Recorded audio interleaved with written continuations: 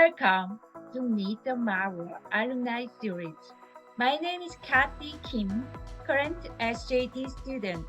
Today I would like to introduce Professor Zachary Hack, graduated with JD in 2014. Please welcome Professor Zachary Hack.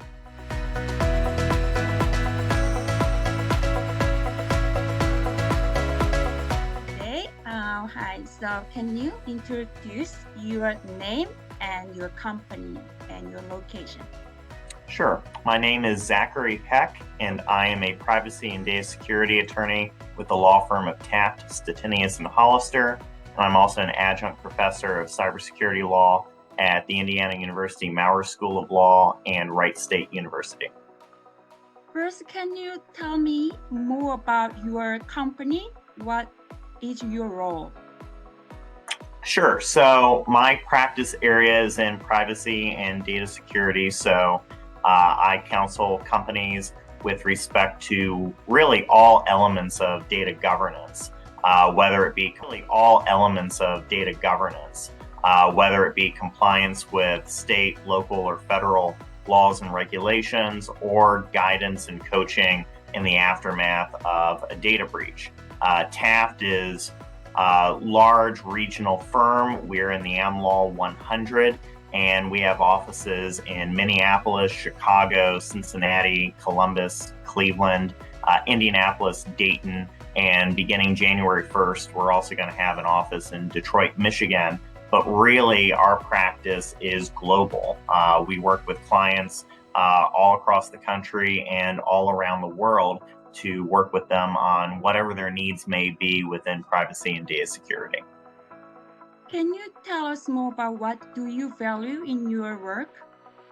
So, one of the great things about the work that I do is I get to work in an area that is cutting edge. There's always something new that I'm learning and having to work with my clients on that may just be completely brand new in the news, right? If you read the state of the law right now, right, we have numerous laws starting to emerge in California, as well as Connecticut, and Utah, and Colorado, and Virginia, and it's only going to keep growing. And in many respects, the regulations relating to how you collect data, how you process data, what you can or cannot do with that data is a bit of a new phenomenon for American companies, right? The clients that I work with in the European Union, this has been ingrained into their culture for decades.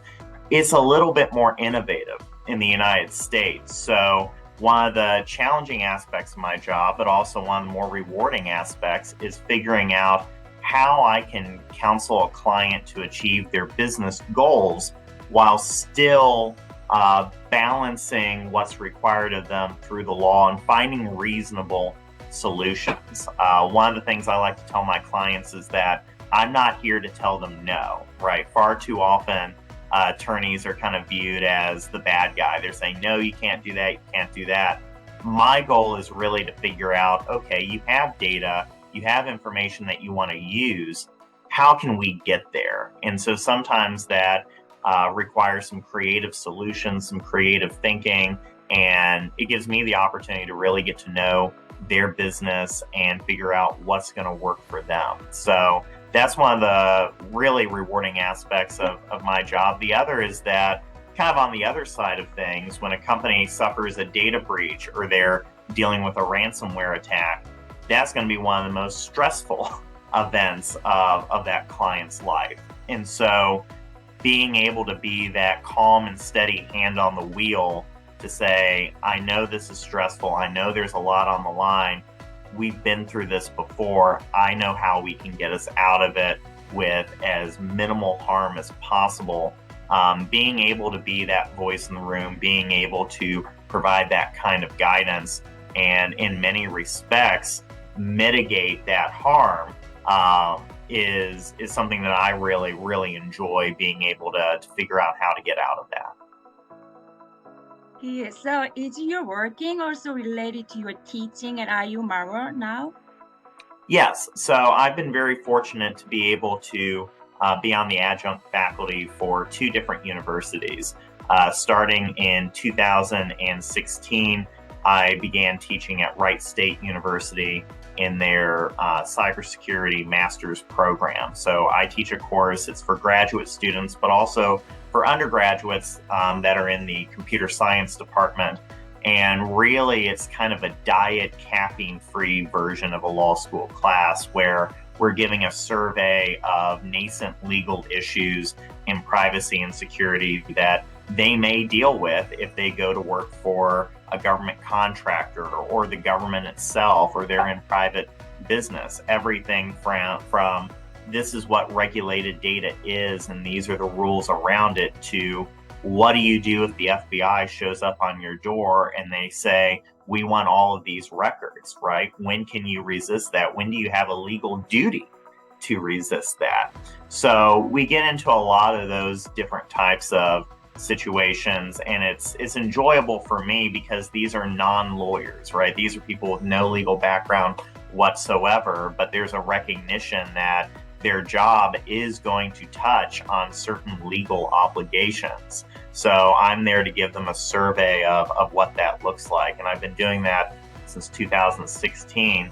In 2020, I joined the adjunct faculty at Indiana University, where I've taught two different courses, Cybersecurity Law 2, which is a course now taught by Professor Lubin. We actually co-taught the first time that I did it. And in that course, we're focusing a little bit more on international relationships, cyber espionage, and in some course offerings, it's geared more towards government policy. Sometimes when I'm part of the curriculum, we're looking more at the private business, private enterprise aspect of it. This year, for the first time, we offered a course entitled Data Governance Practicum.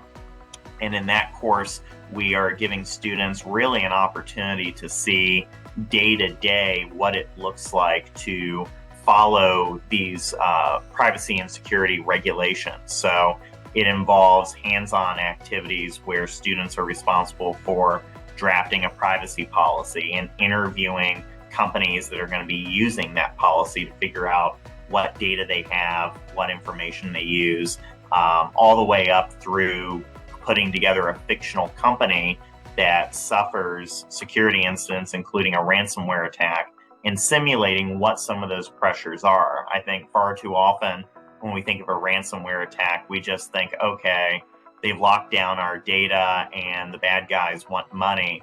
But what the class strives to provide a window to is you're also dealing with customers that want to know, where's my deliverables? You're dealing with employees that want to know, do we even have to come into work that day? So we're simulating all of that and giving a hands-on experience, and all of that's really tied into my experience as an attorney. A lot of the lectures that I provide in class, I try to make as firsthand anecdotes as possible, because I think in law school, you get a lot of the theory, you get a lot of the theoretical elements of what the practice might look like. But the real value is when you have someone that's been through the trenches and can say, all right, I know this is what the textbook says, but in practice, this is really how it's going to play out. And these are the different considerations that you have to keep in mind. What else do you recommend to current students? So I think with current students, one of the things that I would recommend is really taking advantage of the fact that while you are in school, you've got an opportunity to try different things out. When I started out in private practice, I started as a litigator. And so my basic philosophy was, well, if I'm going to litigate, I can take whatever classes I want to, because as long as you're learning something, that's going to be beneficial to you. I ended up kind of pushing litigation away once I saw that it's kind of like doing homework for the rest of your life. But now that I'm kind of more in a niche area, I wish I had taken more privacy and data security classes in law school. I didn't take any because I had no idea this was going to be what my career would look like. but Maurer offers such a wide variety of different classes and incredible professors that when you hear your friends say, oh, this professor is really good or this class is really good, take them up on it, right? Make the most of that, because once you get out of law school, your opportunity to take courses where you can learn for the sake of learning, those opportunities are so few and far between. So really take advantage of it now. I think the other thing I would recommend is Maurer has so many alumni and guest speakers that will come through campus. Take advantage of those opportunities just to meet people, network, and build those relationships when it comes to prospective employment, when it comes to referrals once you're out in practice. You just have no idea where those opportunities are going to come from, but you're going to maximize your opportunity to grow and to get some great experience with the more people you meet and the more relationships that you build. So if you see that there's a lunch and learn with a certain speaker coming in, it's worth your time to go there and just see what they have to say, see what you can learn from that. Any memorable experiences you had at IU? Sure. So I think one of my favorite experiences at IU, at least in the law school, was participating in the Sherman Minton moot court competition. That is, I think, one of the single greatest programs that the law school puts together. Even if you have no desire to litigate or do any appellate advocacy whatsoever, the process of going through a dense set of nuanced legal material, parsing it out, forming arguments, and then putting those arguments on paper in the brief writing process, and ultimately letting that culminate into an oral argument where you have three professional legal scholars bombarding you with questions, forcing you to defend that argument on your feet, think on your feet. There's really no better opportunity to learn how to develop those skills. So I think that's one of the most memorable programs that I was a part of. I made it to the semifinals my second year of law school, and then in my third year of law school, I was selected to actually co-author the problem that the current class of 2Ls would use and compete off of. So that's a program that's really near and dear to my heart. And then I'd be remiss to say if I didn't mention the fact that I met my wife in law school and started dating during our third year of law school, and certainly cherish all those memories of being together through that, taking the bar together, passing it together, and now building our life here in Southwest Ohio. What do you think of IU Maurer's strong part?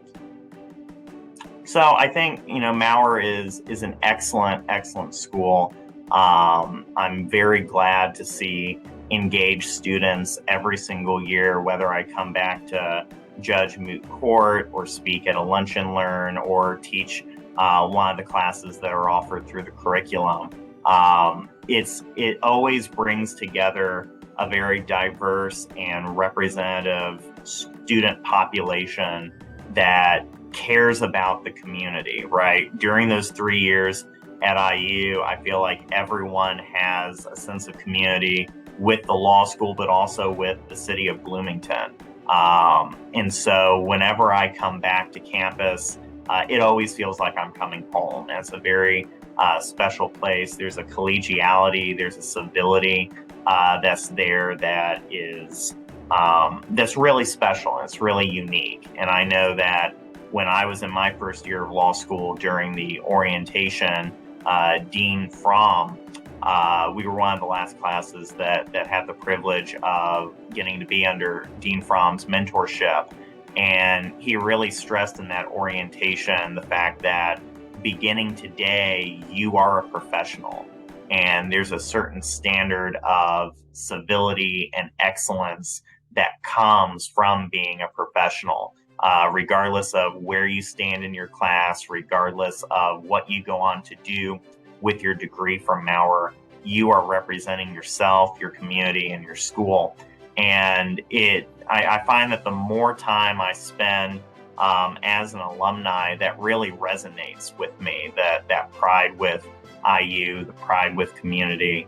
And I think that just carries on whenever I'm visiting a different city, or if I'm speaking at a symposium and I find another Maurer graduate. There's that instant connection. There's that instant bond that you get to relate over, and it's a very special thing that I've just not seen any other school really replicate in the way that Maurer does. Do you have any last comments to IU friends, alumni, and other students? Yeah, I would just say, like I said before, this is a very special place. We all have a responsibility to give back to the current generation of students that are coming through Maurer's halls. It's fun. I was just there a few weeks ago. It's great to see the renovations the law school has done. It's great to see how the city of Bloomington has grown. Continues to thrive. So if anyone has the opportunity to come back on the campus, highly, highly recommend giving it a visit. Thank you. Thank you so much for the interview today. Thank you.